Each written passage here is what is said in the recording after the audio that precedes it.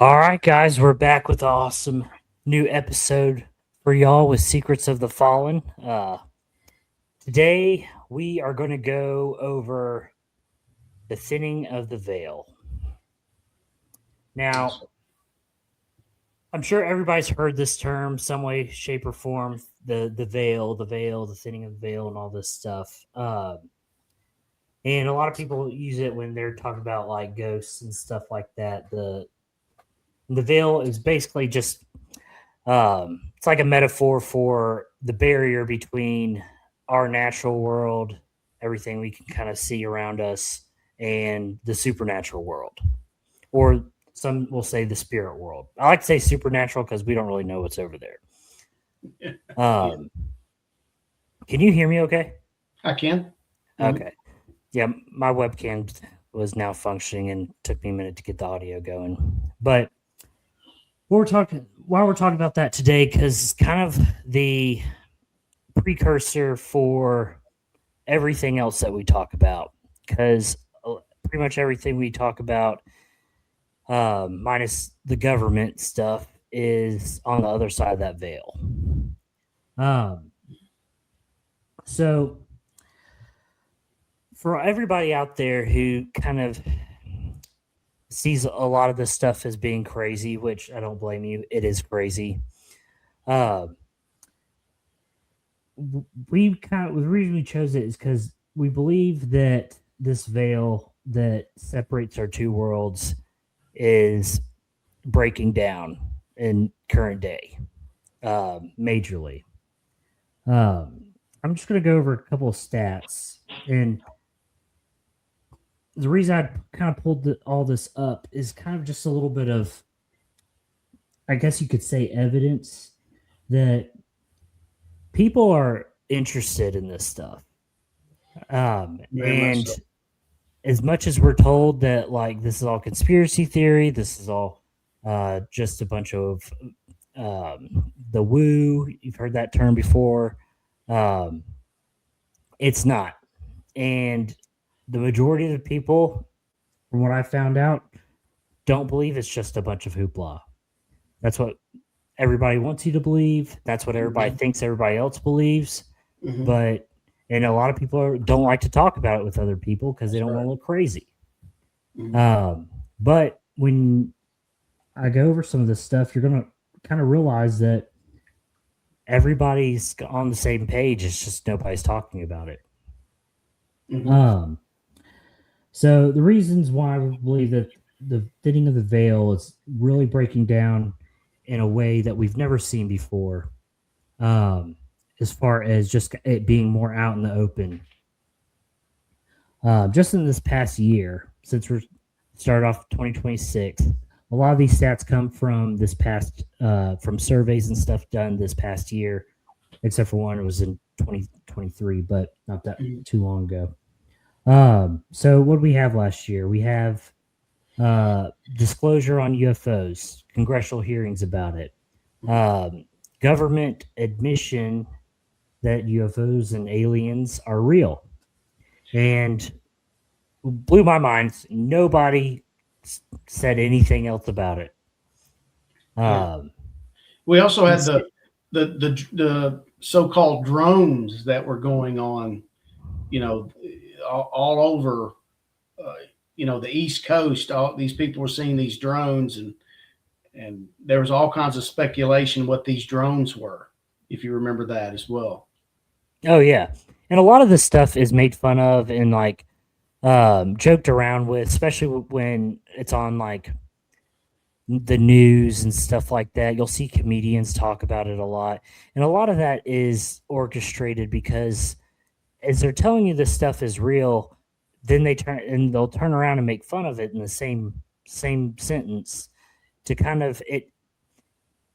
They're telling you it's real, but also taking kind of the validity out of it, Yes, and the seriousness out of it in the same breath. Disinformation. Yeah, it's hey, I'm going to tell you a joke that's real, but it's not really a joke. But I'm gonna say it in a way where you're going to take it very lighthearted, and it's not a big deal kind of thing. But I just want to let you know it is real. Well, it's a Yeah. conditioning. It's a form of conditioning as well. It is. It's a form of conditioning, and it's a way of normalizing it in a way that's entertaining. So it kind of goes past the executive branch of the brain and into the subconscious. Yeah. It's desensitizing in a way. Um, so not only that, witchcraft. We've mentioned that a few times, and this shocked me.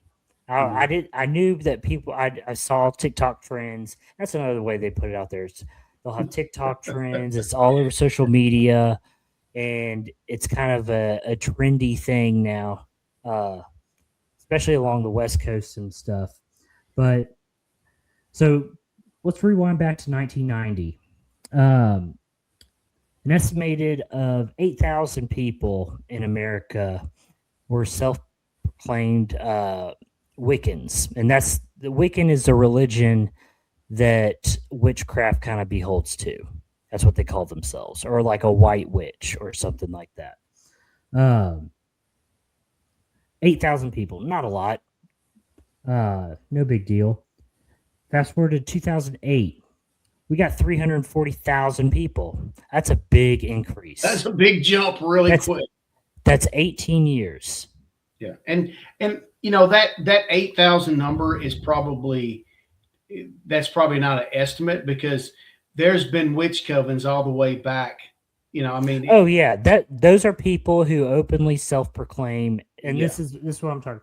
So all these are people that are openly self-proclaimed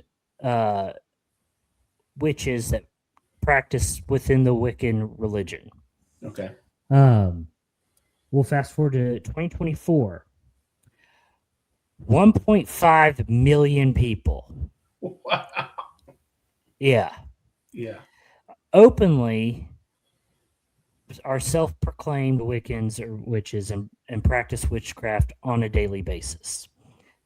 Now, a sub part of that is an estimated of 35% of America do not self-identify as a Wiccan, but have dabbled in some type of witchcraft in some way, shape, or form. Performed a ritual. Probably participated in board. Participated in witch. Talk to spirits. Practicing rituals, and a lot of people, and there's probably even more people that have participated in a ritual but not really realize they participated in a ritual. Right. Yeah. And the 8 balls that you could ask questions to, and you could shake them up, and that's a form of witchcraft. It really is. And yeah, it does sound silly because it's a toy, but how ingenious is it that you can sucker people into practicing witchcraft in the form of a toy? Exactly. Ouija boards, that, like we just mentioned. Boards, talking to spirits, because a lot of people use Ouija boards to contact their spirit guides. Voodoo dolls. And spirit guides are... Mm-hmm. Where do you think spirit guides come from? Who do you think are guiding you? Yeah, that's right. Because good angels, like we said before on previous podcast, that's a messenger of God. That's right. So they have to have permission from God to talk to you, and they have to and the reason they're talking to you is they're relaying a message from God. Yes. So if a spirit's talking to you and it's not relaying a message from God, it's not a good angel. It's not. It's not by definition a fallen angel. Yeah, or it's something even worse than a fallen angel. It's some type of other entity. Yeah. Who could be controlled by a fallen angel? I've heard, and this is just from my personal. I've heard so many stories from people who have talked to their spirit guides, and at first it tells them, like there's a guy telling me that he wouldn't use a Ouija board. He would he would not, I think it was ayahuasca. Yeah. He would participate in the ayahuasca thing that they do. They take ayahuasca and they trip, and then they talk to these entities. And he said, and at first, this entity was helping him out. It got him not addicted to drugs anymore. And that's what they do. They'll come out with good. They'll give you good information to help your life and stuff like that to gain your trust, and for you to think that they're really trying to help you and stuff like that. And then they slowly start turning your life into shambles because that's their goal. Their goal is to destroy you, and they're that's not going why to come. That's why the devil doesn't come out and say, "Hey, I'm the devil. Follow me." And that's why I know that Sean Ryan has had some people on. I think even Joe Rogan has had some people on their podcast where they're using DMT and ayahuasca to help people with PTSD, and sometimes even to get off hard drugs like heroin and cocaine. But it can also be very dangerous as well. Yeah, I mean, with everything, like the whole microdosing thing, I think that has some validation to it because it kind of helps. What it does is it helps kind of reset the subconscious, and kind of in the subconscious and dealing with PTSD and stuff. There's a big connection with that, and those herbs and stuff are meant to help kind of reset that that part of your brain. But with everything that God makes, the devil tries to pervert or corrupt. And the problem that we have is, as human beings, we don't do a very good job at using things how they're supposed to be used. And that's why we have drug addiction. That's why we have porn addiction. That's why we have all these other addictions and stuff like that, because we take something and we get addicted to it. And but yeah, with the microdosing, I think that's got some good. There's been some good outcomes with that. Yeah. But again, it's like any other type of prescription for something. Some people find it useful, some people don't find it useful, and that's kind of to each their own kind of thing. But back to some of these stats. So with the whole alien and UFO disclosure, there's a lot of studies that came, a lot of surveys. People were wondering how and a lot of these are government funded because they want to know how people are going to react. And that's why it's called soft disclosure. They give you a little bit of information and they want to see how you react to it so they can give you more information, but they always want to stay ahead of the narrative so they never lose control of the narrative. That's one thing they will not do. But I found really crazy that as of 2025, from the an estimated 3.7 million Americans have had some type of interaction with, whether that's a direct interaction with an extraterrestrial, or seen a UFO, or any type of interaction with something unworldly, we could say. Cryptid. Well, that's got its own stat, but I'll get to that in a second. Okay. But anything that they deem like the person that's had the interaction deems kind of extraterrestrial. And the majority, 90% of the first, they call them, I think it's the encounters of like the fourth kind, is when they have direct, like alien being or what claims to be an alien being has direct contact with you. 90% of those interactions involve some type of sleep paralysis or paralysis, Hmm. meaning you can't move during the interaction. Yeah. You can't talk, you can't move. The entity is in complete control of you. Now, if these things were benevolent and had good intentions, why would they invoke paralysis? Yes. That makes no sense whatsoever. Hmm. Um, and they're always terrifying, and people have PTSD from that. Hmm. Um, and it usually doesn't happen one time. It usually happens multiple times throughout a person's life. Yeah, and I have experienced sleep paralysis, and it's a very terrifying experience, to say Yeah, the least. and there's sleep paralysis, and there's also sleep paralysis that's like a medical sleep paralysis. Hmm. But and that's kind of how they explain away like the type that you're encountering entities, and then there's a type where your brain's not fully awake, but your body is, kind of thing, or vice versa.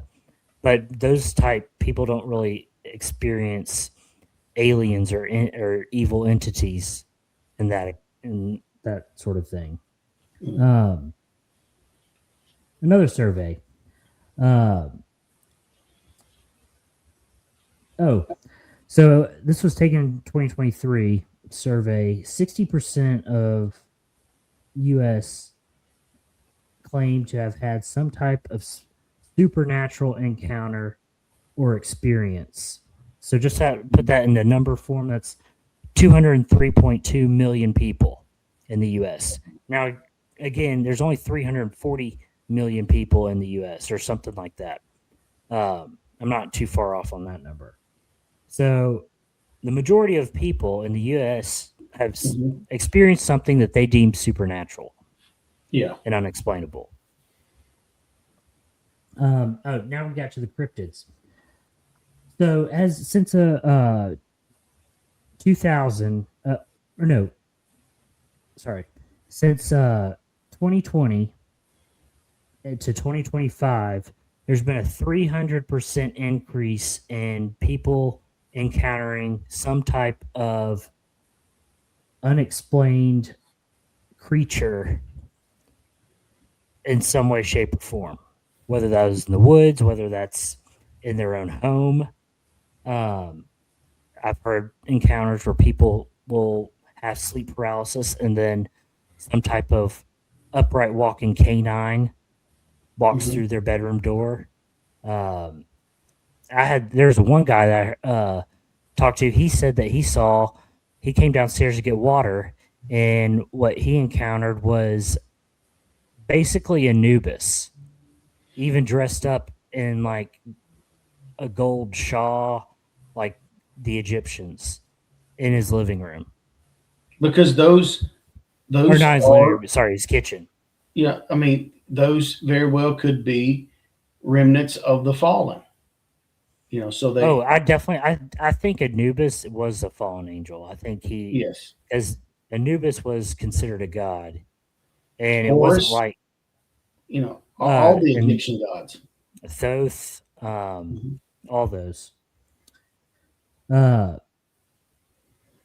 oh, here's a cool one.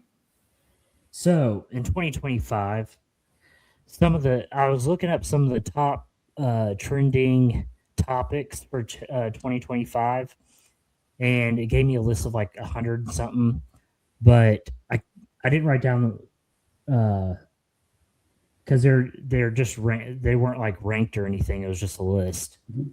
But terms like UFO, UAP were on there, Nephilim, portals, Bigfoot, Sasquatch, stuff like that. All number or were at one point trending Google searches or social media hashtags. Well, which I mean, Nephilim surprised me because up until I started researching, I'd never heard the word Nephilim. yeah, I will, and like you can talk to some people and stuff.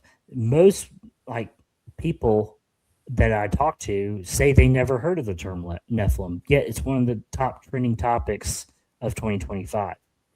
and it's biblical because it's in the Bible. The Yeah. Nephilim. And I just out of curiosity, I went back like I went back to 2020 and just to see like nothing paranormal, nothing weird, a lot of COVID references, stuff like that, but not even ghosts was a Mhm. trending topic or anything. Yeah. So that all being said, this this is a new thing that people are coming to terms with Hmm. and are not only coming to terms with it, they're coming out and speaking about it.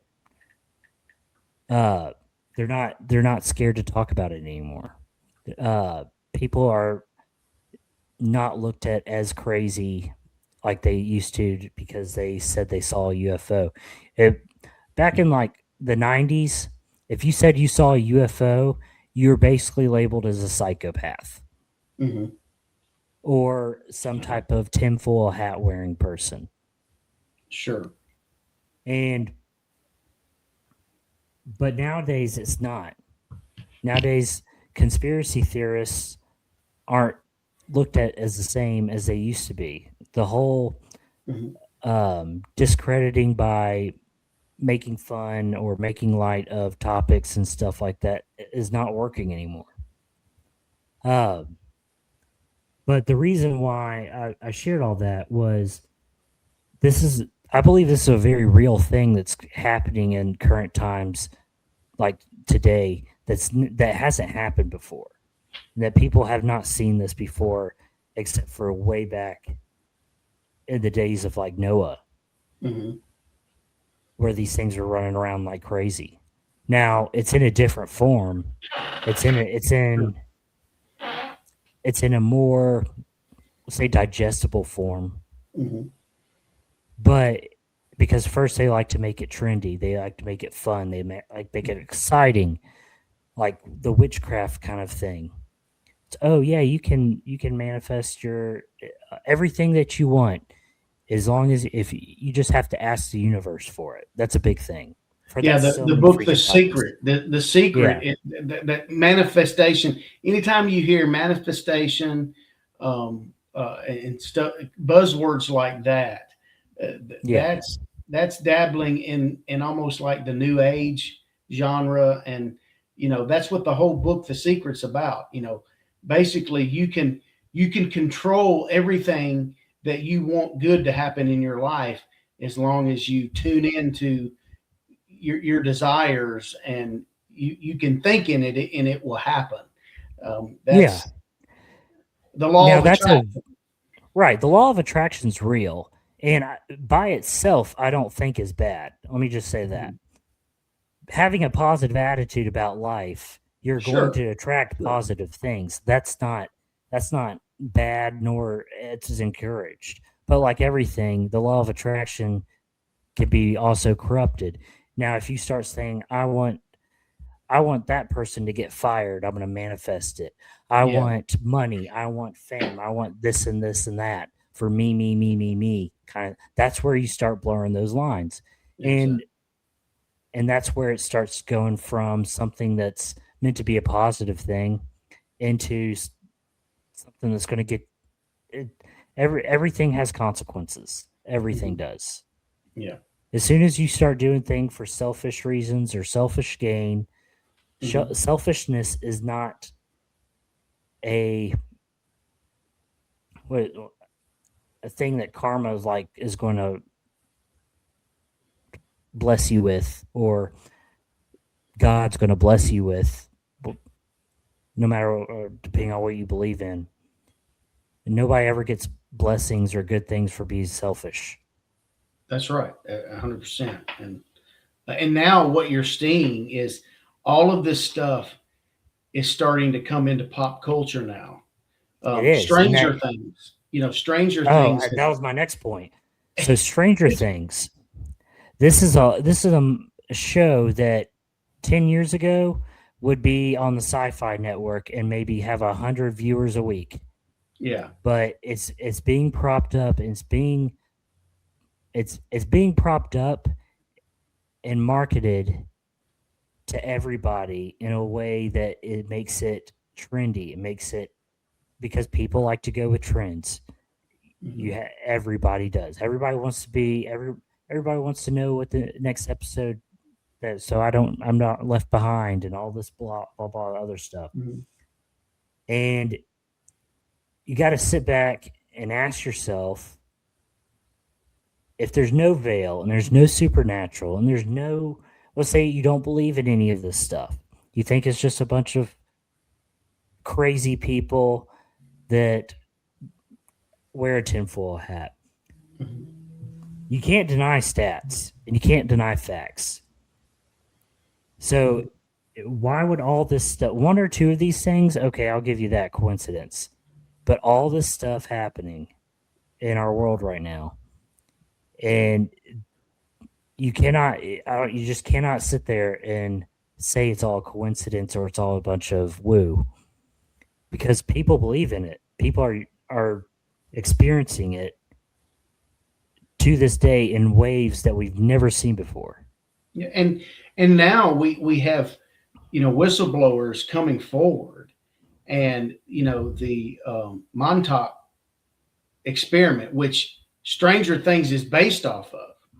That's based off. That's not a conspiracy theory. It's literally from the creators. Have said, yeah, we based it off. We based this show off of events from Montauk, New York. Yeah. Also, you want to hear something weird that I just found out today? The what's that house? The Amityville Horror House. Amityville, yeah. Located within, I think it's 3 miles of where the Montauk project took place. Also, the guy who murdered everybody in the house was a part of the Montauk project. It does not surprise me. He was a Montauk boy. Oh wow! Now in Stranger Things, it shows that there was that has 11. She's a girl and stuff like that, and there was girls and boys in the Montauk project. The Montauk project itself was strictly boys. Yeah, they did have another project for girls, and I can't remember the name of it. But they did have them interact and stuff together. But it was the Montauk project was using children to do everything that Stranger Things said they tried to do in there. Yeah.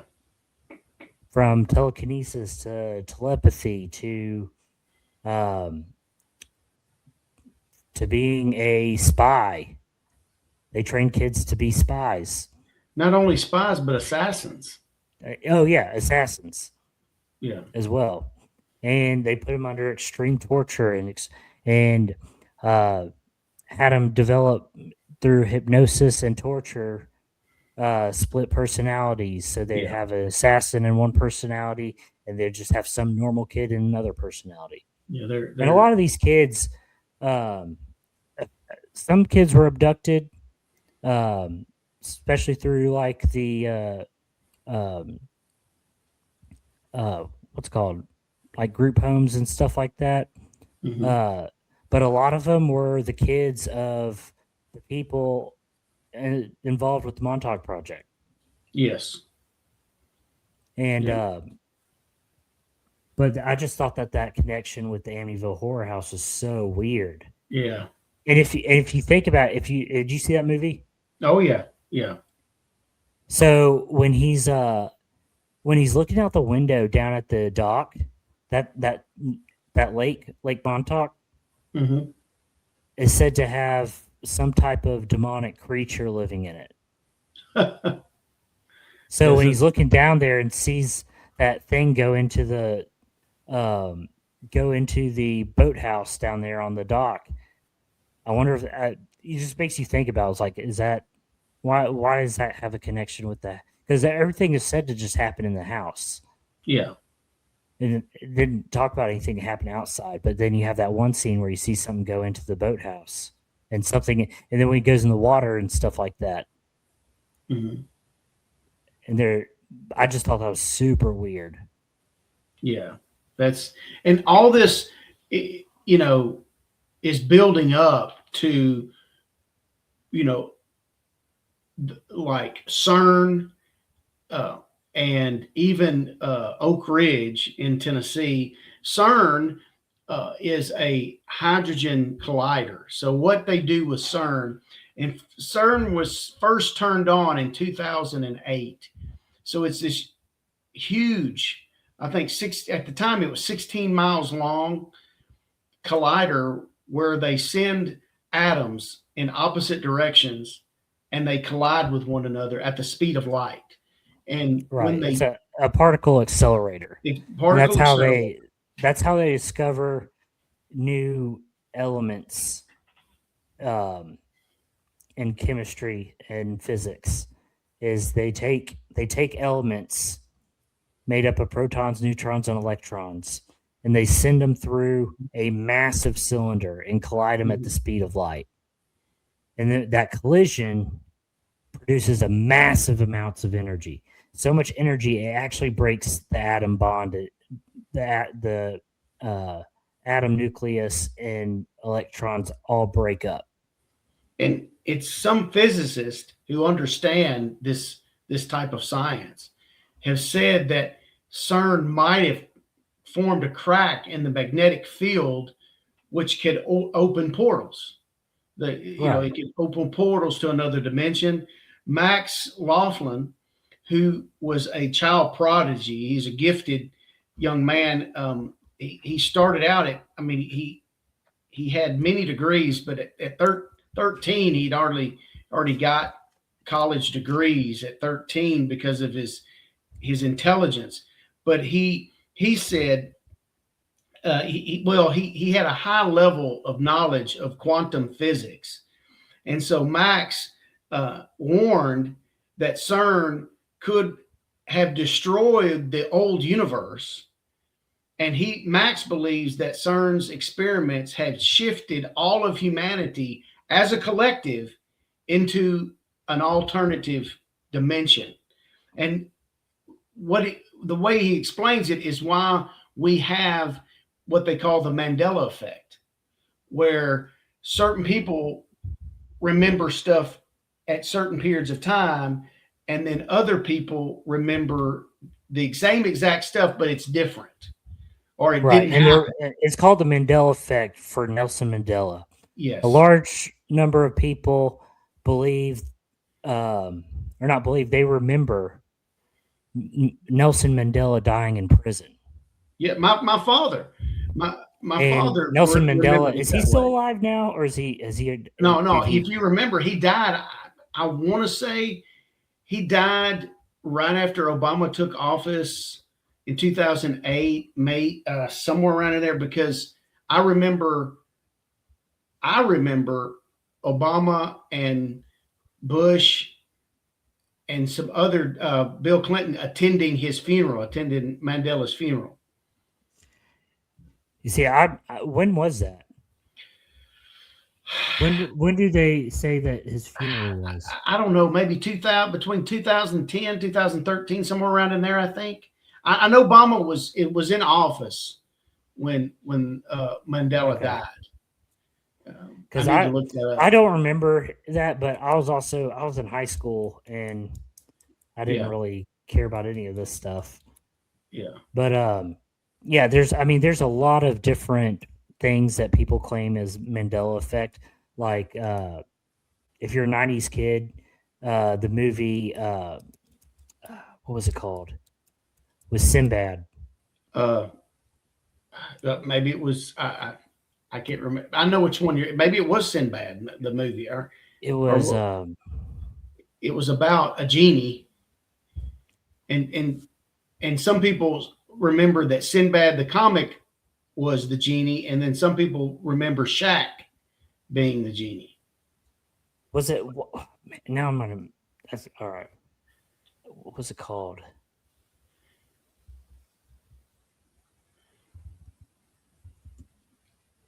Was it Shazam? Shazam. That's it. I was trying to Google it. Yeah. So Shazam. I remember Sinbad being in Shazam. I do not. And to this day, like, and the reason I figured out this was a Mandela effect was I was if y'all remember that movie House Guest with Sinbad. Yeah. I remember we were I was in high school at some point. We were talking about old movies and stuff, and House Guest was one of my favorite movies growing up.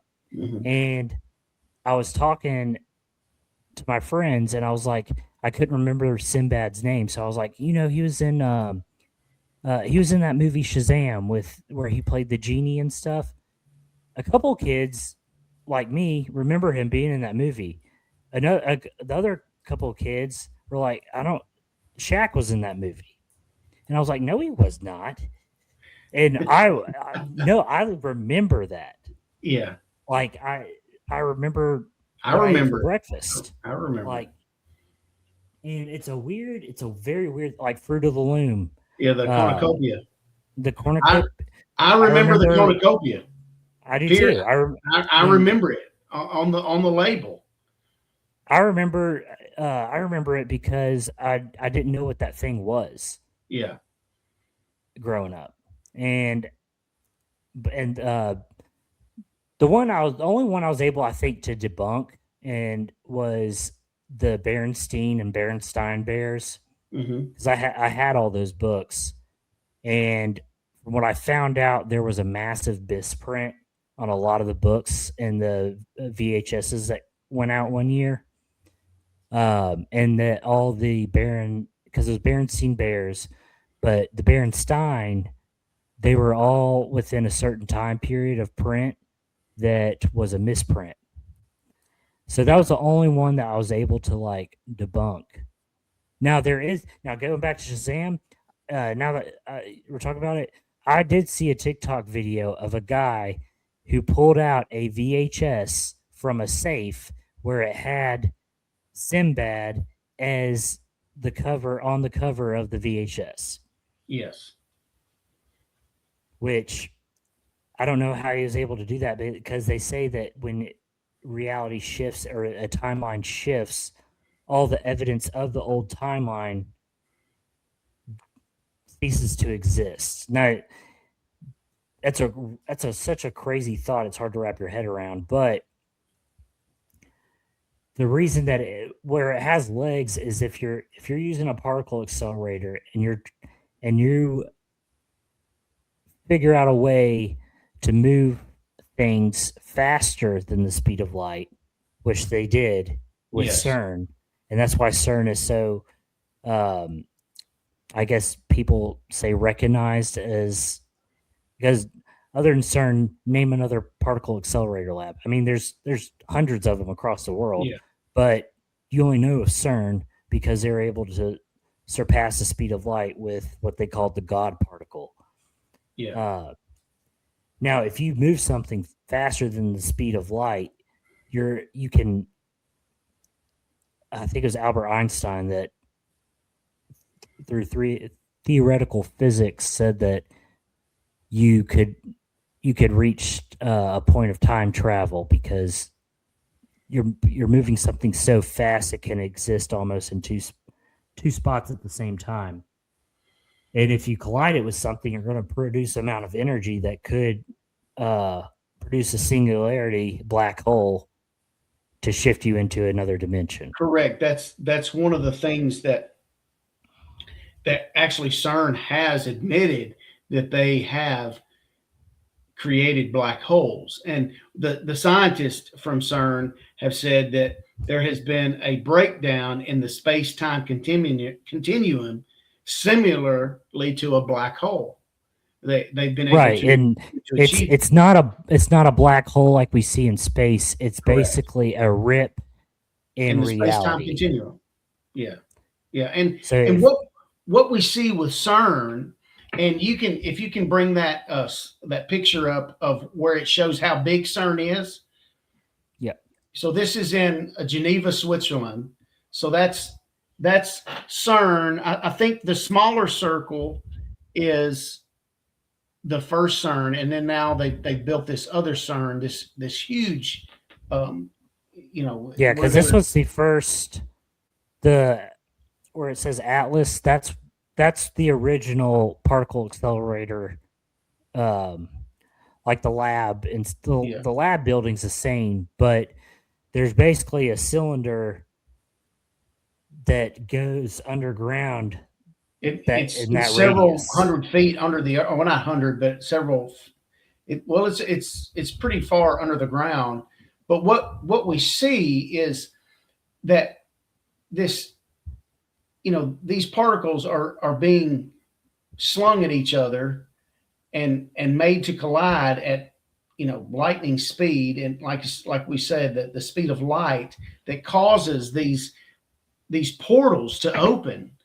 And when you go to CERN at the headquarters, there's a statue of Shiva, which is the destroyer god, is out front of CERN, and they have on video of a ritual taking place where people are in robes with candles and stuff, paying homage to Shiva outside of CERN.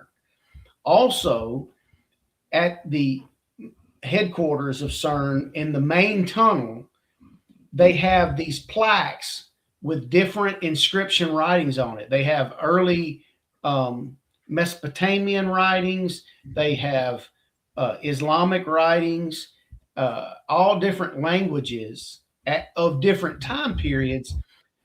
And the reason for this is if something comes through a portal, it can read those so-called plaques and understand that, hey, we've brought you here. We've opened up this portal to bring you here. And they say, they also have Enochian on there. Enochian, but they're saying, oh, well, we're just doing this just in case. No, you did this for a reason. You did this because that's what you're trying to do. You're trying to bring something from another dimension to this dimension. And what we see is Jesus actually talks about this in the Bible, talking about the throne of Satan, which is the Apollo temple, which was in Geneva, Switzerland. That's where the throne of Satan was in Geneva, Switzerland. So we see that this whole thing dealing with CERN, I think, is what we've talked about before, Brandon, the elites trying to pull entities over to this dimension for their control and for them to use to control us. Right. Now, a part of this particle accelerator and stuff, a ritual. So when first you're talking about the ritual that they did, yeah, part of that ritual required a human sacrifice. Sure. Which one of the workers at CERN I'll say coincidentally, died under not mysterious circumstances. I think they said like unforeseen circumstances of at the same time they did the ritual, they turned on the particle accelerator and opened the gate. Now, that ritual also required a human sacrifice. So what the story is, and I'm sure if I dug deep enough, I can find more information, and I'll probably do that because we're going to have to do a part 2 on this. Yeah. But the story is that the person they chose to sacrifice, they convinced him to go inside the particle accelerator, and they locked him in there and turned on the machine. And obviously, if you're throwing things at faster than the speed of light through a tunnel, He was eviscerated. yeah. I mean, he was done so. Yeah, I mean, he probably evaporated. But that human sacrifice was part of their ritual because they wanted to bring a specific entity over to this Well, world. we say put that other picture up of the symbol of CERN. What we see in the symbol of CERN, if you look, it's 666 within those circles. So in my belief, CERN, this is a satanic,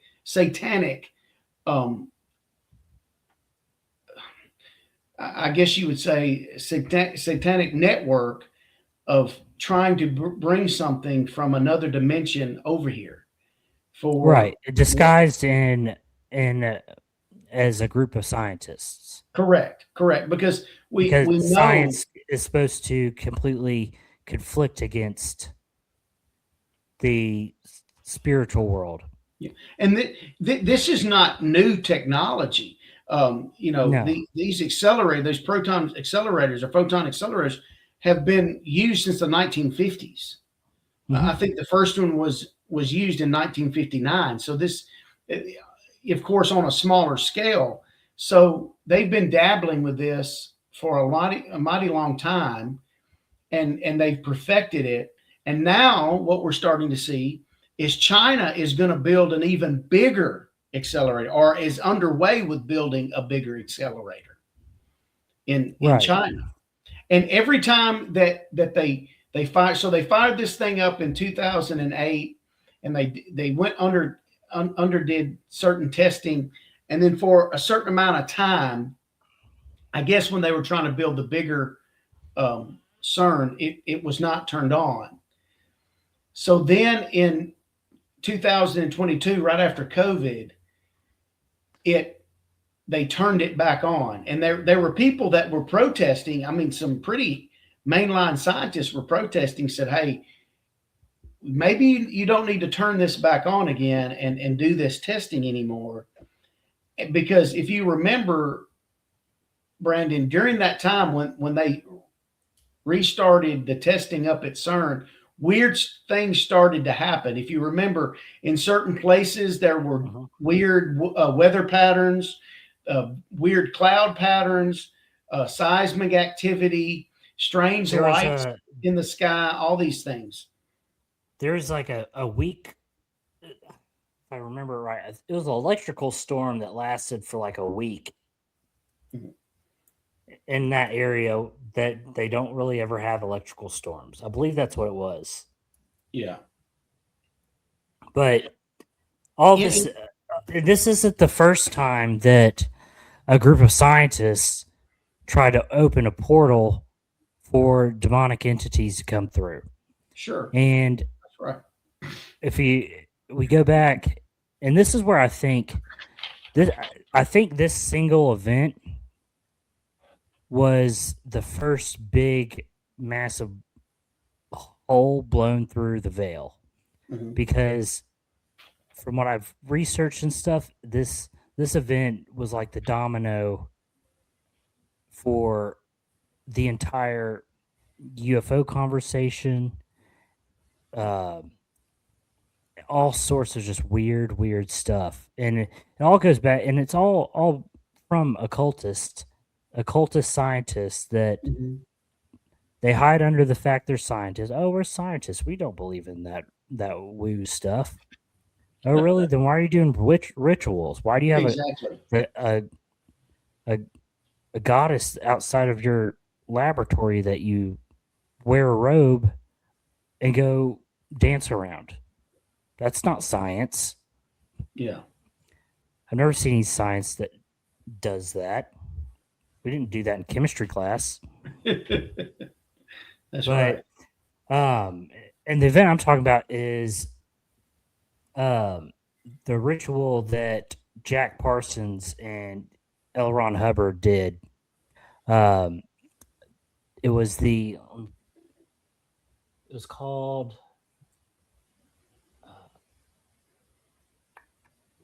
Weren't they trying to bring forth the whore of Babylon? yeah, it was the Babylon.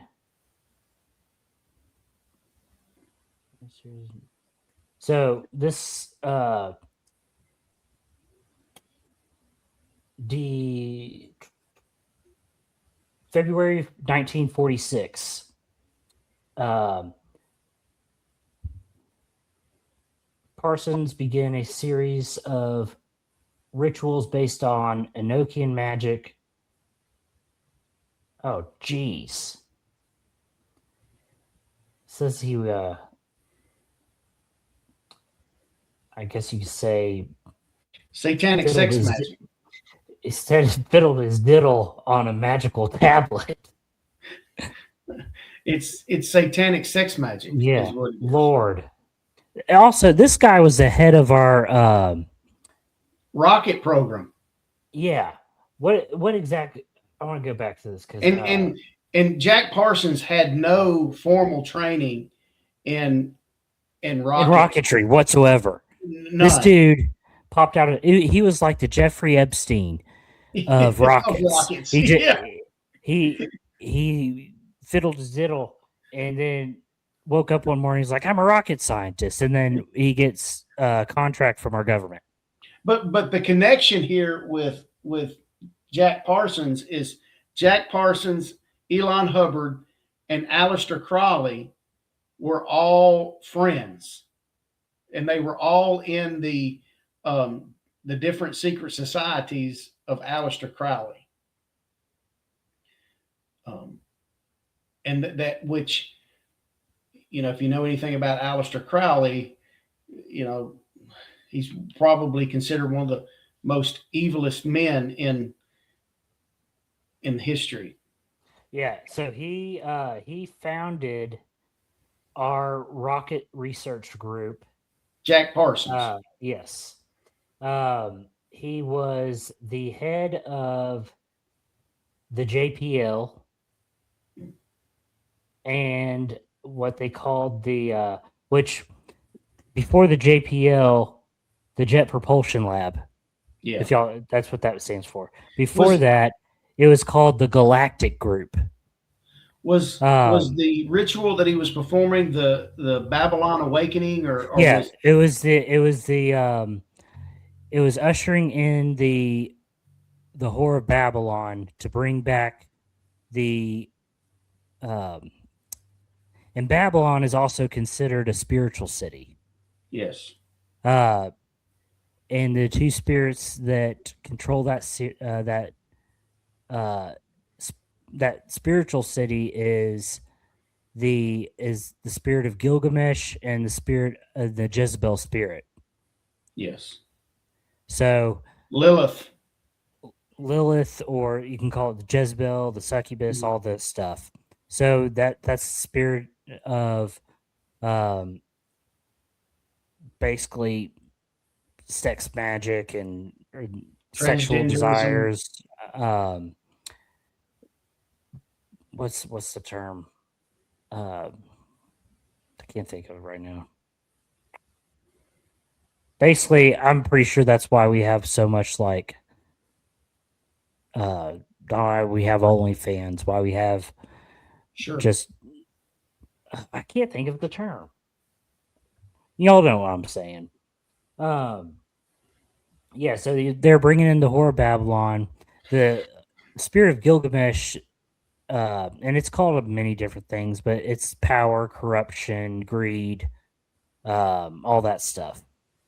But what makes it so grotesque is its underpinnings is in sexual deviancy. Right. So it was Elon Hubbard, Jack Parsons, and Thelma. What was her last name? Oh, sorry. Marjorie Cameron, Mm-hmm. who was Elon Hubbard's wife, I believe. Mm-hmm.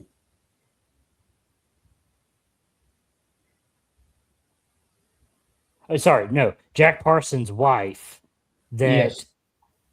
eventually became Elon Hubbard's side piece. Yeah, his mistress. Yeah, it's a very weird throuple right Yeah. there. But yeah, so they went out into the Mojave Desert and performed this debauchery. That's the word. Sexual Yeah. debauchery. Mhm. Well, it's Uh, satanic sex magic. It's and like I said. deviancy. Sexual deviancy and debauchery. And that is all over the place today. Yes. Yeah. So, And what we but what we see with this is what they're trying to do is they're trying through this satanic sex magic is they're trying to open portals. right. And so they're opening a portal to bring in, to usher in the spirit and the demonic influence. And, well, the main portal, he also believed that the gates of hell, um, in Los Angeles County, California, there's an area where Jack Parsons did his rocket testing. It's in the middle of a city now, but back then there was nothing there. But uh, he called it the Devil's Gate. He believed that was this area was the entrance to hell itself. And what he was trying to accomplish was he was trying to build a rocket to blow the doors off the gates of hell, physically blow the doors off of it. The dude ends up blowing himself up, which Yeah. is hilarious. But to this day, it's called Devil Gates Dam in Pasadena, California. Uh, and there's a whole thing with Los Angeles that I think he was right though, because Los Angeles itself, and I've actually met a colleague who moved here from Los Angeles, and he kind of is into the same stuff we're into and stuff like that. He's like that was the main reason why he wanted to leave. But he says the city itself just has this evil presence to it. And what's ironic, Brandon, is Los Angeles means the city of angels. Yes. What kind of angels? Los Angeles. Exactly. What kind of angels are we talking about? The good Yeah. or the fallen? Which the good are in heaven. So Yeah, exactly. Yeah. process of And, elimination. and when we talk about Jack Parsons and what he was doing, and then we talk about. I'm sorry. I forgot where I was going with that. Yeah. My bad. So I said all this. I had an ADHD moment right there. Don't try to read and talk at the same time. So the reason I mentioned all this stuff because they said their ritual is successful, and not even a full year later, we have the Roswell incident. Yes. Which happened in the Mojave Desert. Mm-hmm. Same area they did the ritual. Yeah. Now, the Mojave Desert's huge, but I don't think within a year people haven't talked about UFOs. People aren't talking about aliens before 1946. There's no aliens. Nobody's talking about aliens. Nobody even thinks about aliens. Roswell happens not even a year later. Now we're talking about aliens and flying saucers and all sorts of weird stuff going on. Now we got a government base there. I think Area 51 was where they conducted this ritual. And they didn't choose that location. An entity that came to them chose that location for them. Mm-hmm. Now, there's areas in the world all over the globe where the veil is thinner. Mm-hmm.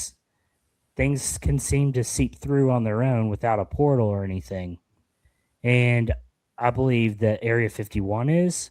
And there's a place. Skinwalkers too was another Skinwalker to write that Ranch. down. Yeah, Skinwalker Ranch, but also the term Skinwalker was another most Googled search and thing I mentioned earlier. But you got Skinwalker Ranch, which is a TV show, Secrets of Skinwalker Ranch, and then now they have the sequel. They still have that show going, but now they have another show called Beyond Skinwalker Ranch, where a former intelligence operator and CIA spy and A some journalist. journalists go to different areas around the U.S. that are these ranches that seem to have similar similar activity going on there. And the weird thing about Skinwalker Ranch is because it's an area, they call it areas of high strangeness. Mm-hmm. And that's because there's not one particular, a lot of people, especially in our like, I guess, community, you could call it. It's not really a community because nobody agrees on anything. But you have the ghost hunter people, you have the UFO people, you have the cryptid people, and you have government conspiracy people, and everybody thinks that they're their own thing, and none of these things are related, and they'll die on that hill for that reason. And then you have the people like us that we think it's all connected because it seems to be, you see Bigfoot, you see orbs and weird. You have people going out now that are former paranormal investigators, bringing in Sasquatch using conventional ghost hunting, using ghost hunting equipment and things like that.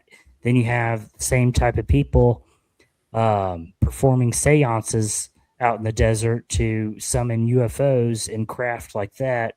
Mm-hmm. I don't see how you can say all this stuff's not interlinked. But my point was, back to Skinwalker Ranch, is that area of high strangeness. You have everything there. You have the UFO phenomenon. You have geographical anomalies going on. You have cryptid sightings. They found a skull of what they call,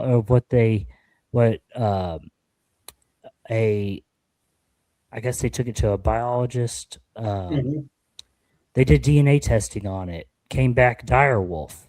This wasn't a skull they dug out of the ground. This was a dead, decomposing body of a dire wolf they found in the river.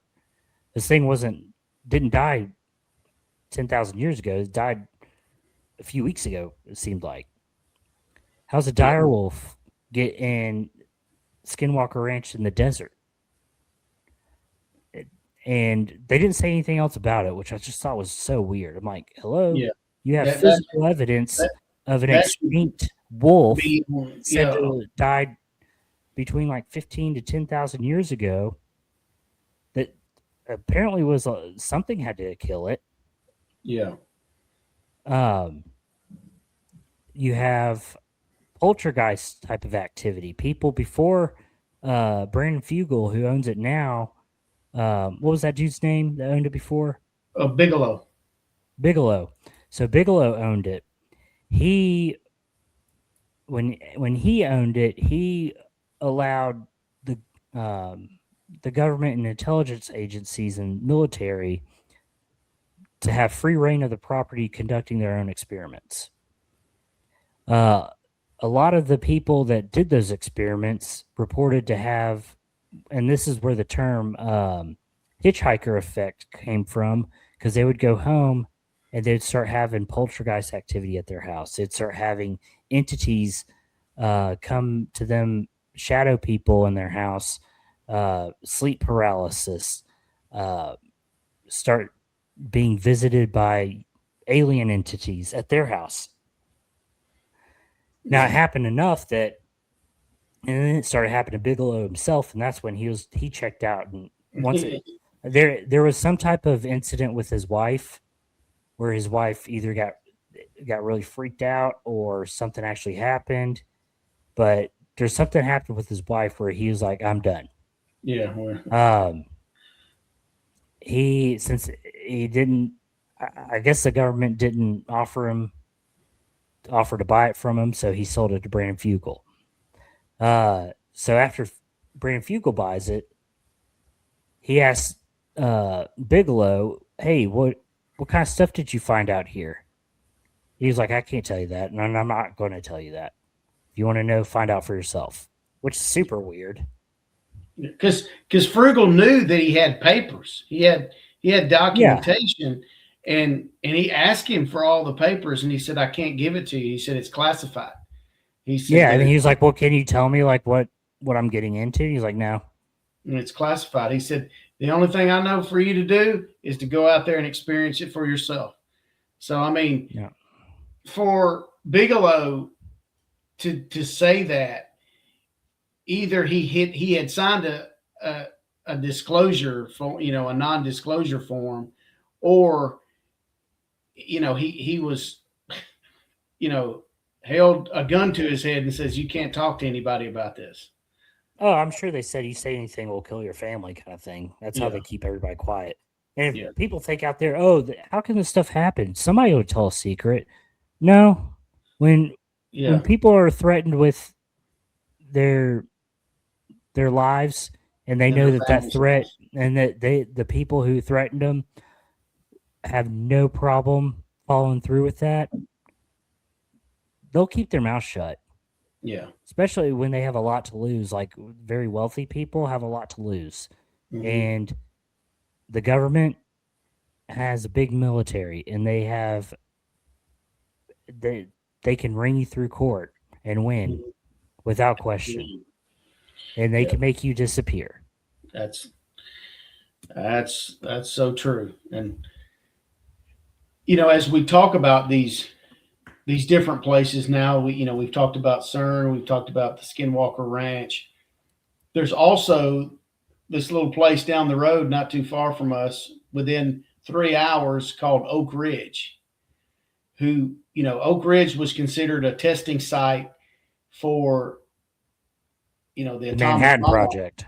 Yeah, and what's his name? Is it Oppenheimer, who developed Oppenheimer. Oppenheimer, who developed the atomic bomb, spent quite a bit of time at Oak Ridge as well. And what has basically come out of this is Oak Ridge might have been using a small um, proton accelerator as well, because Right. there was a gentleman that was on Tony Merkel.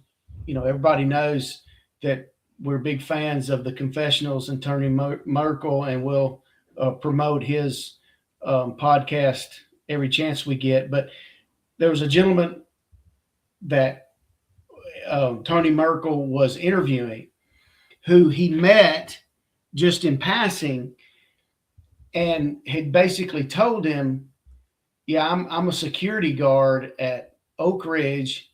And he said, "Well, what are you securing at Oak Ridge?" And he said, I guard things that come in and out of portals."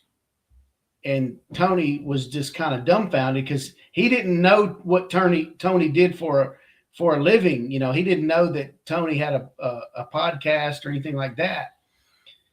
And so evidently they were a circle of friends, and Tony was around this gentleman again at a party or some function, and the gentleman's wife was there. And so he went up to him and kind of explained, "Hey, I'm Tony Merkel. We kind of talked before. I host a podcast about, strange and unusual things and cryptids and all this stuff, and conspiracies. And you mentioned that you guarded things that go in and out of portals. Were you just joshing me? Were you just, just kidding with me?" And he said that the gentleman's wife spoke up, and she said, "No, he's dead serious. He guards things that come in and out of portals. That's his job. And then he began to explain to Tony that anybody that does what he does, being a guard at Oak Ridge, they're just not somebody off the street. They're, tier 1 operators. Either they've come out of Delta Force, Navy SEALs, Rangers. These are all people, are all men and possibly, some women that have done, very high military maneuvers in stressful environments to prepare them for what they will experience guarding whatever's happening at Oak Ridge. And he explained to him that, hey, I've taken people's lives before in the line of duty, and that's one of the criteria that it has to be met to do this job, because that's the ultimate stressful environment, is when you have to take somebody's life in the line of duty. So he said, the reason why is because the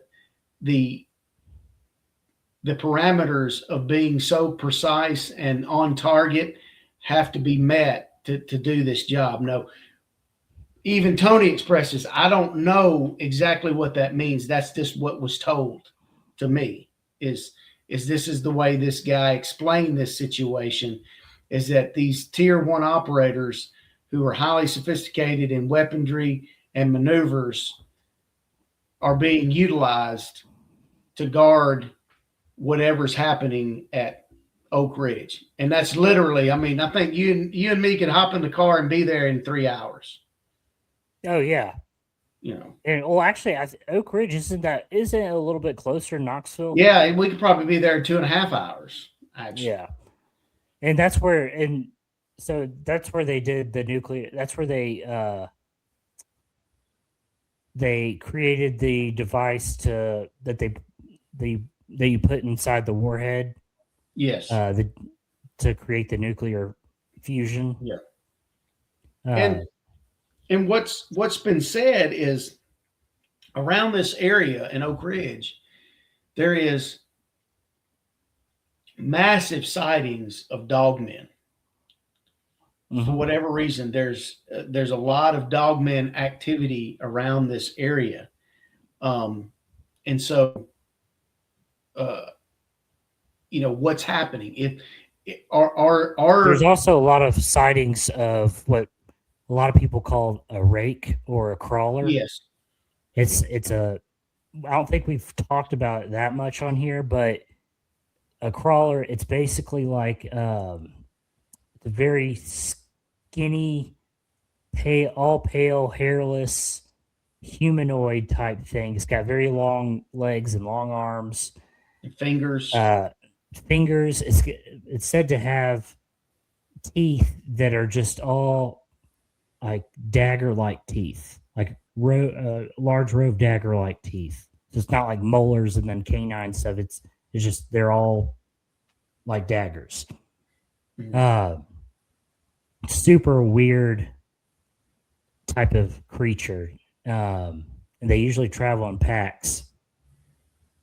But and that's why I like to say, because a lot of people will say the other side of this veil or portal and stuff is the spiritual world, which I do agree with. I think that is, but there's a lot of physical things that come out of it, and I think that there's a lot more over there than just spirits. I think there's a lot of physical that I guess abomination creations that those spirits have created, like they did back when. And that's what I think is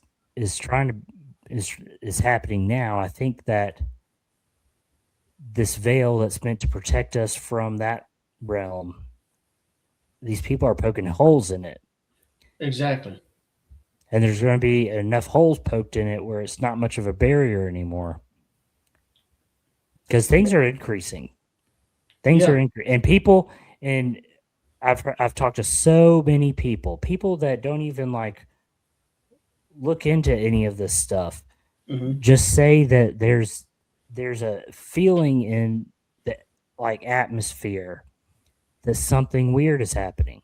That we're Yeah. not living in a normal time right now. We're living in a new era almost. And I Yeah. think that also goes back to this uh, this theory and claim that CERN shifted us into a different dimension. Mm-hmm. And I know that, I mean, that sounds wild to say. I don't even know how that would happen or what that, how that would even like be possible. But as much as I look into this stuff and you look into this stuff, nothing's off the table anymore. I mean, you have so much just insane things happening. And we talk about this veil thinning. The veil is thinning because they're unleashing this this power of CERN and this ritualistic um, satanic magic that they're using is causing these rips, so to speak, or the thinning of the veil, where these things that are on the other side in the other dimensions are able to cross over freely into this realm. And now, we've had um, people to come forward and to document experiences where they've seen portals open up and Bigfoot come out of a portal. This has been testified to at Skinwalker Ranch, where There's people a there's a petroglyph of what looks like it's a spiral. It's multiple spirals entangled within each other. Mhm. That's supposed to sit. It's almost like it kind of almost looks like the logo of CERN, but there's Yeah, spirals instead of circles entangled within each other to look like a portal. yeah, And right a few miles down the road from Skinwalker Ranch, you have Blind Frog Ranch. It's called Blind Frog Ranch because they discovered a aquifer in the underneath the mesa over there, where there was hundreds and thousands of frogs inhabiting it, and they've been locked underground basically in this aquifer, and they've been locked down there, so they turn blind. hmm Uh, it happens a lot. There's a cave, like in the Mammoth Cave, and the aquifers in there. A lot of the trout they get stuck in there. They they learn how to live, but they also they're become blind. blind as a part of being in solid darkness. Yeah, But the crazy thing about Blind Frog Ranch is there's an area of Blind Frog Ranch where the dirt itself, you can scoop up some of this dirt, melt it down in a crucible, and it becomes silver, pure silver. yes, yeah, And they have done a lot of tests on this dirt, and they don't that it's unexplainable how it becomes silver because it has no silver properties, nothing in it, and that's alchemy. yeah, That is natural like alchemy. When you take a substance and you manipulate it, and it becomes something completely different. yeah, But it's in when I was looking into this because I saw it on the um some documentary and stuff. And I was like, that's weird. I wonder if that's just for the TV show or what. hmm So I do some googling. Nope, sure enough, you can find all the scientific findings of the properties of what's in the dirt. It's like, and here's the thing, they the people who tested this took dirt from a different location on the ranch, has the same minerals, the uh, same stuff that's in the dirt, just from a different location. Melt it down, it doesn't become silver. yeah. It's a crazy thing. It's yeah, and there again, what's happening is something happening because there's something that's caused the veil to be thin at that particular area, and that this is why this so-called alchemy is taking place. I think that was an area. I think that was a natural area because I don't put it past that. There's natural portals. Sure, absolutely. I think Mount Shasta's one. Absolutely. I think there's a lot of Mount places Lamar. where, yep, you have Bermuda Triangle. You have these places of these natural places of high strangeness where a lot of electromagnetic areas in the and anomalies in the world where things just don't act right. I think those are very weak weak areas naturally of this veil. But now put that other image up there. That other image that's so when we talk about the areas of Oak Ridge and so yeah, that one. So that's what we would consider a dog man, and what this is about. This picture is what a gentleman he was working for the state, and what his job was is he would go. Oh, I know the story.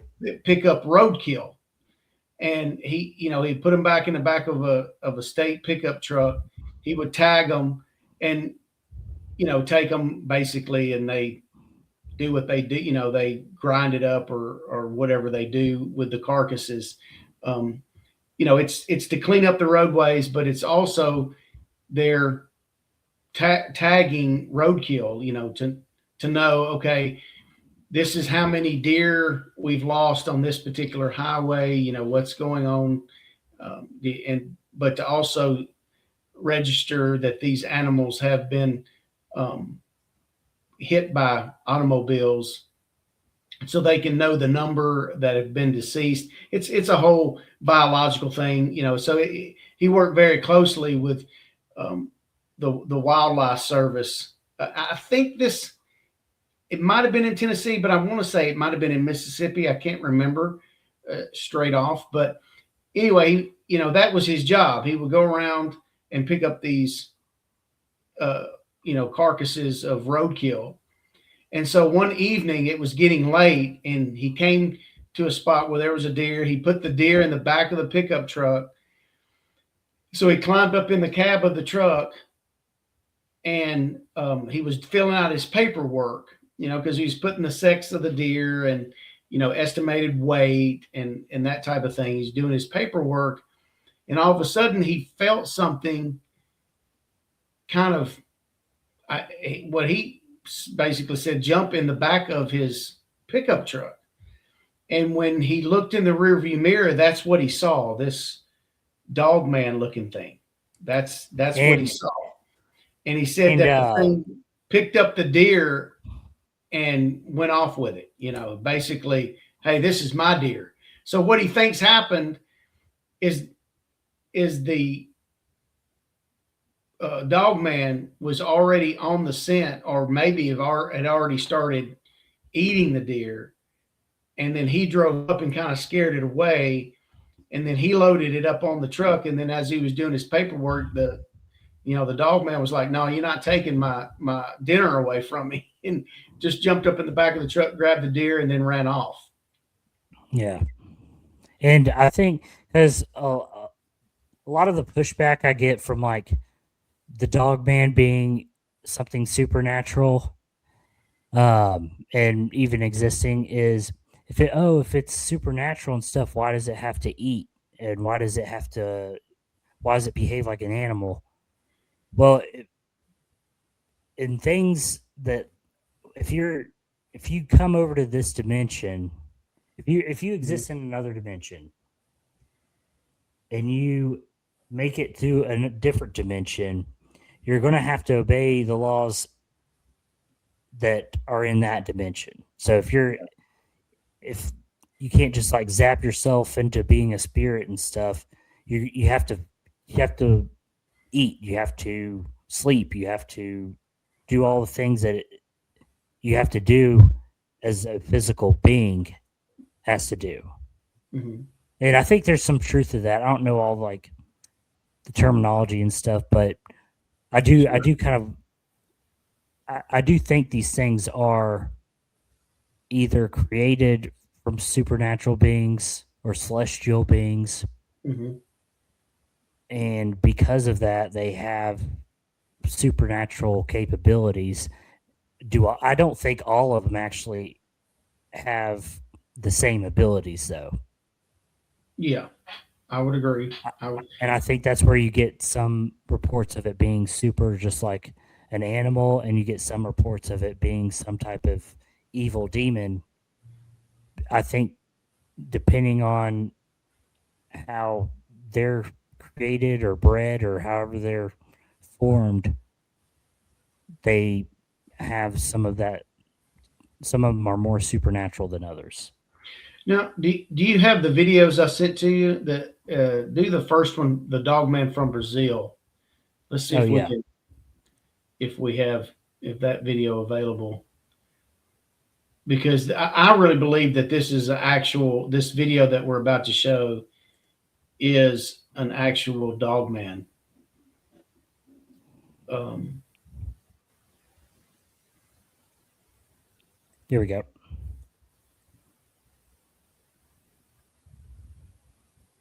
Is that showing up good?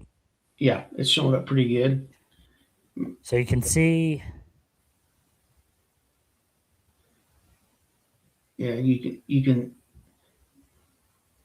you blow it up a little bit more, or will it? No, I I guess can't. it won't. Let me see. Hold on. It might be in the context of what yeah, there we go. Okay, that's better. Is that better? Yeah, that's better. That's way better. So you can see how it's crouched down. So I think these people were out in the jungle in Brazil and they heard something, and so they shine their lights on it, and it's not moving like somebody in a suit would, and it appears this dog man is on all fours. Well, the thing that gets me is the yellowish glowing eyes. Yeah, they yes, absolutely. That's that's something that would be a lot harder. I mean, it's not impossible to do in a suit, but I feel like if I lived in kind of a village in South America, it'd be a little bit harder to kind of obtain is a Yeah, high quality suit with reflective eyes like that.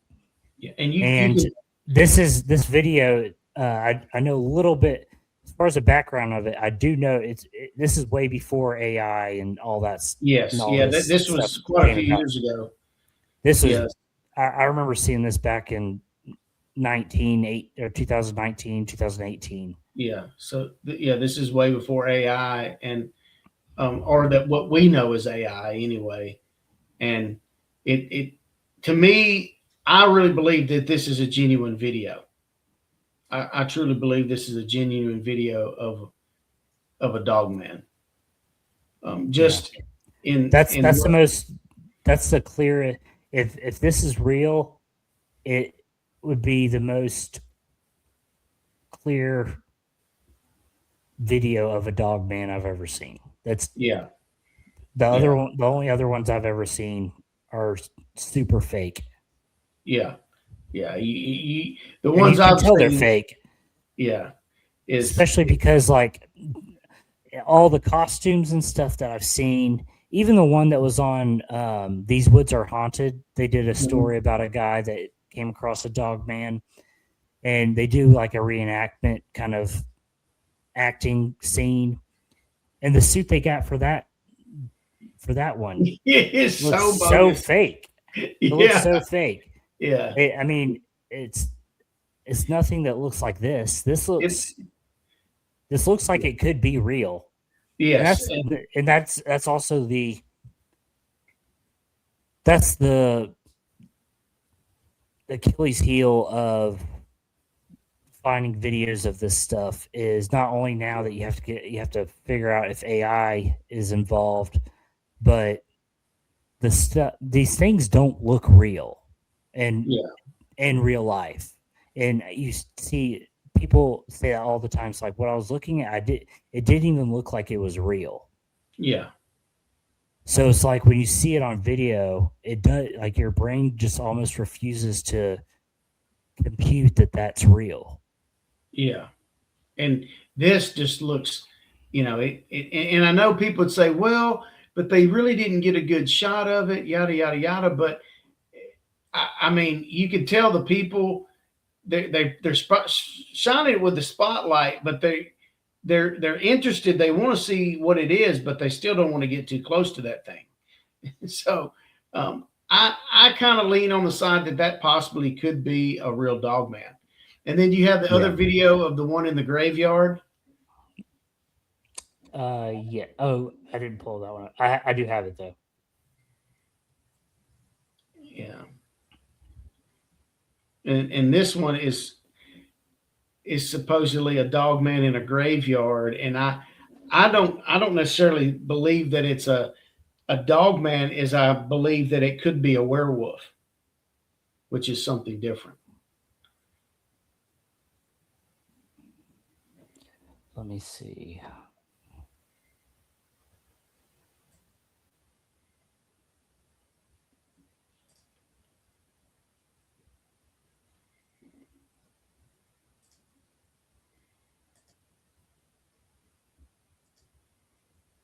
Yeah. And see if you can blow it up. Okay, there we go. Is that better? Yeah, that's awesome. So it might be a little grainy, but it's a woman and her child, and they're at this graveyard, and you can see there's something there. It's got an arm. It's digging in a grave, and this was a freshly dug grave, or somebody had been freshly buried, and this thing is there digging up that grave. And the story behind this, what's that? So this one, I did see the interview that she did. They were coming from a funeral themselves. They just got done burying. I can't remember whose funeral. It was somebody close to them, obviously. But she did elaborate that this thing did look like a canine man. Yeah. So because she got a better look at it than what the video is portraying, but she did say that she said the first thing that came to her was a werewolf. Yeah, and a werewolf is different than a dog man. A dog man is, it's like an upright walking canine, where a werewolf is somebody that uses satanic sex magic to change themselves into a werewolf, into a wolf. So that's what they use ritualistic black magic, yes, to turn themselves into a shape-shifting wolf. Yeah, which you don't turn into one if they bite you. Yeah, and so now I was going to show the frogman. Oh yeah. So yeah, show the frogman. So this one is recent. This one's been going around TikTok like crazy. Yeah. And that better? Yeah. So I did some background research on this, and this particular version, this one came out first. This version of it. After this came out, there's 4 more versions of this same video, but in one version it was raining, but you didn't see any raindrops, and then the thing crawls across the roof, but then once it gets to the end of the roof, it still keeps crawling, and it's almost like suspended in air for a second before it cuts off. Another one of it where it's like blowing up like a frog's ribbit, and they can blow up their bottom jaw real big. Yeah.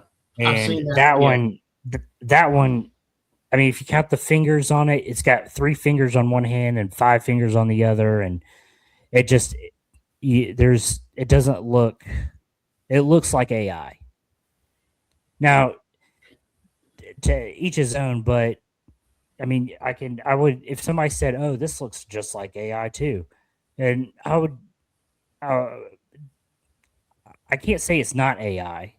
It could be, Yeah. but compared to the other AI versions, you can tell right off the bat those are AI. They have, when they move, it's a little glitchy. Yeah. It doesn't like it doesn't move like you can always tell, like especially when you get those AI like animal attack videos, you'll see them like rolling around, and then all of a sudden they're kind of like one just magically gets on top of the others. They're just glitchy and they don't move functionally. You can always find a flaw, but I don't know if the sound will work. Tell me if the sound works on this. Energy. This frogman looking thing should have just taken off running into the woods, which he didn't. And another thing is you can see people and their flashlights pointing at different. Could you hear it scream? Yes. Yeah, I could hear it. That was another thing that was just weird. Yeah. And now another, because the other three I could find flaws and I could find ways that it was. Also, when I looked at the weather and stuff, it hadn't at this point. I think it was the 27th when this thing was posted, and it hadn't rained since in Cancun. This is in Cancun, Mexico, too. Yeah. It hadn't rained in Cancun, Mexico since the 15th, and that was only for like an hour, and that was during the day. So I knew right off the bat the other one where it showed rain was fake. But this one was the very first version of this that I found. And I couldn't find any older versions. And now there's different like people reposting it and stuff, but I couldn't find any. I couldn't find the original anywhere. Yeah. But I found a lot of reposts, but what it's doing in this video is the first video. Also, there's lore in Mexico that goes back to all the way to the Aztecs of what they call the it's not the tulpa, it's the tapia. Mm-hmm. It's a frogman, and they actually have it's a river in Mexico. I think it's the San. Let me Google it. I don't want to say a wrong thing because then people are like, "Oh, you don't know what you're talking about."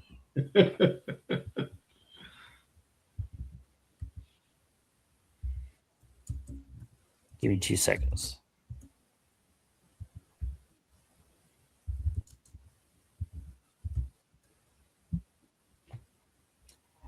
Uh,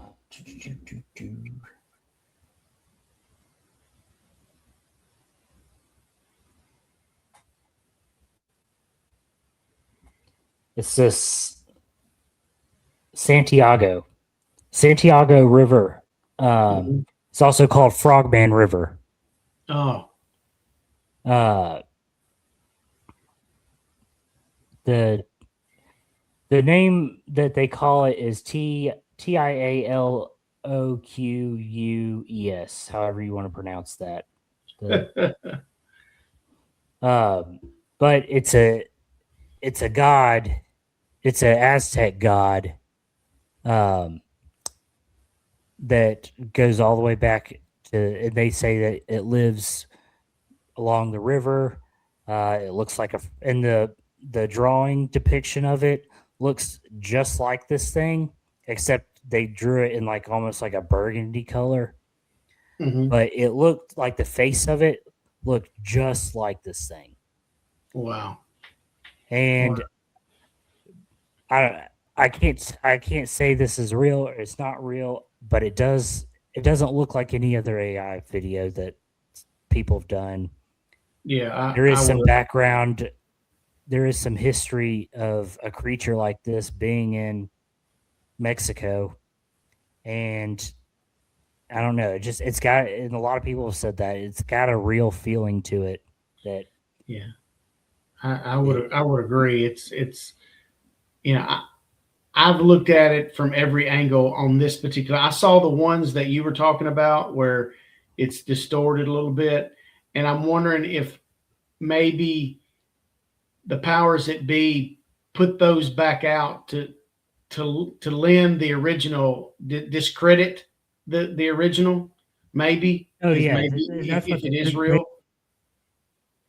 Well, yeah, they'll if somebody leaks something and they don't have control of the leak, they put out different versions or put out disinformation on it. Oh, this is a fake because of XYZ. And Yeah. then people will believe it because I mean nobody wants to believe that something like that is real. Yeah. That's Yeah. freaky looking.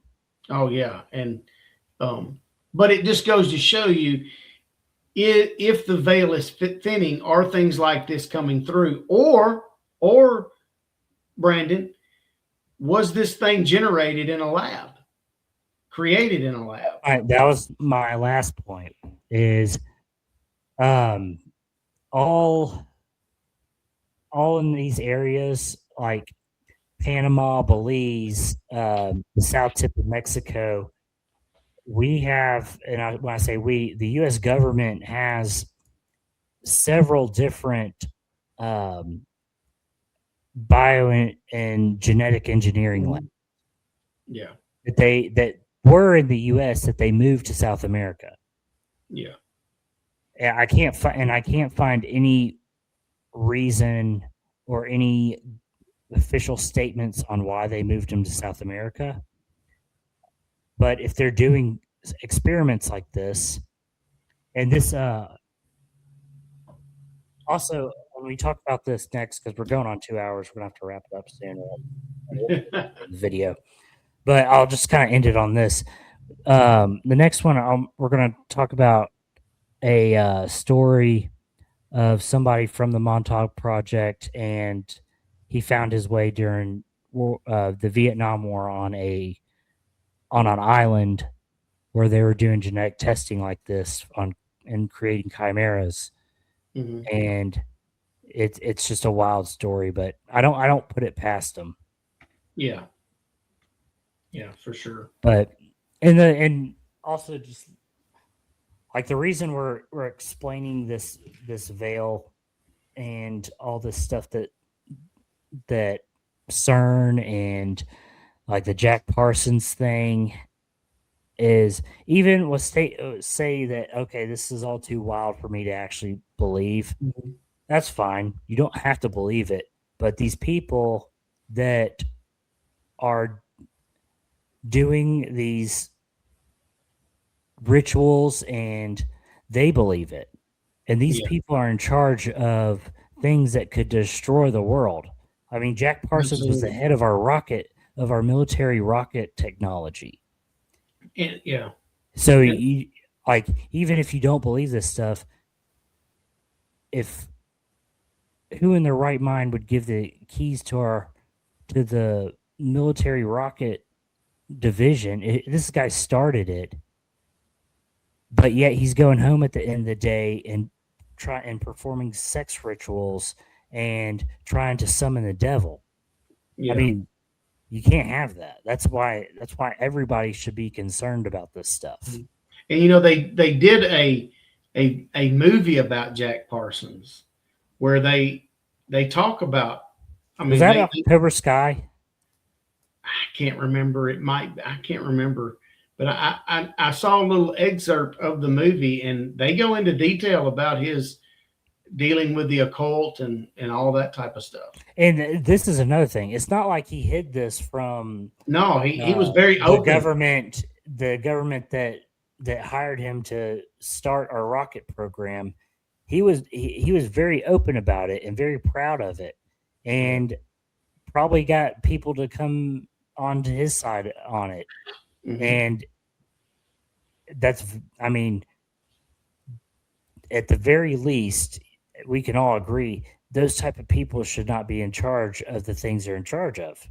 People doing rituals and trying to blow a hole in the space-time continuum should not be in charge of a particle accelerator.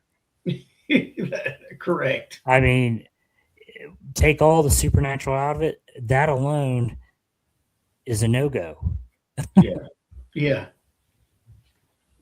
But for sure. we'll have to. We're going to do another part 2 on this, and kind of I've got some more info I want to share. We just kind of run out of time tonight, but as we talk about this, these areas like LBL has a lot of Bigfoot and Dogman activity.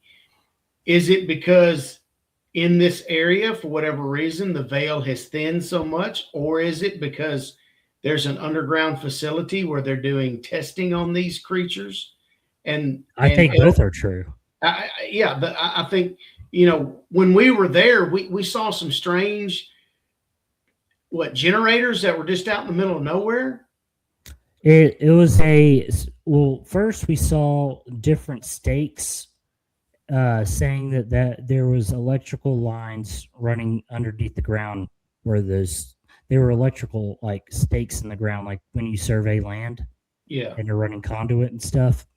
But then in the middle of the woods, we find a little brick building with some transformers mounted outside on a concrete slab with a chain link fence around it and razor wire. Yeah. Like in this area, there's only like two campsites that have electrical hookup on them, and neither one of them are anywhere near this area. Yeah. So what's this transformer doing in the middle of the woods? It's taking electricity somewhere. Yeah. And if you look around, just see trees, and you don't see it in the air. It's got to be going underground. Yeah. It was just some weird stuff, man. It was weird stuff. So, we're hoping to do some more investigation there at LBL since it's so close. That's our goal. That would be a perfect area because it's a peninsula. It's almost like an island within the state. It's itself. Yeah, it's I wanted to add, Brandon. Anybody that has any stories or sightings or any information can reach out to us at any time. Reach out to us on our Instagram or YouTube page, our Facebook page, message us on any of these platforms, and get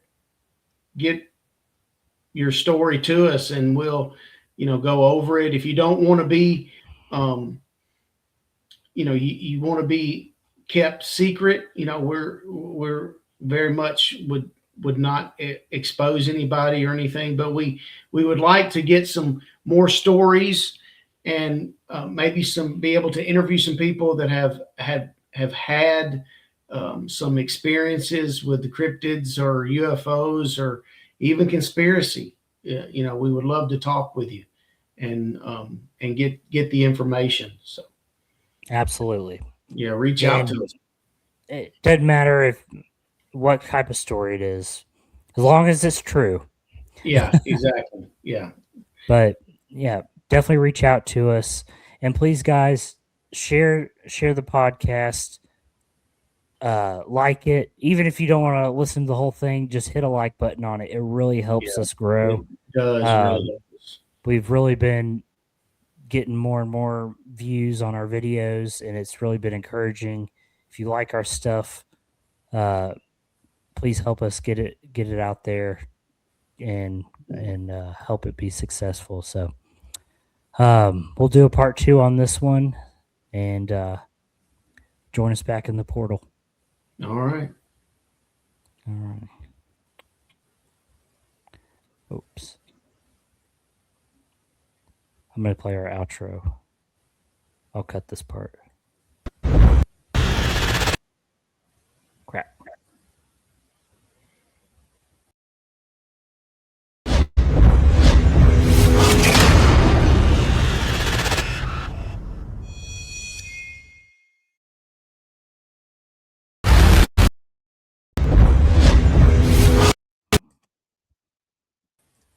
There we go. All right. Man, we went a full. Oh, we're still recording. Long time on that one. Yeah, you're still recording. I'll cut all this. Yeah.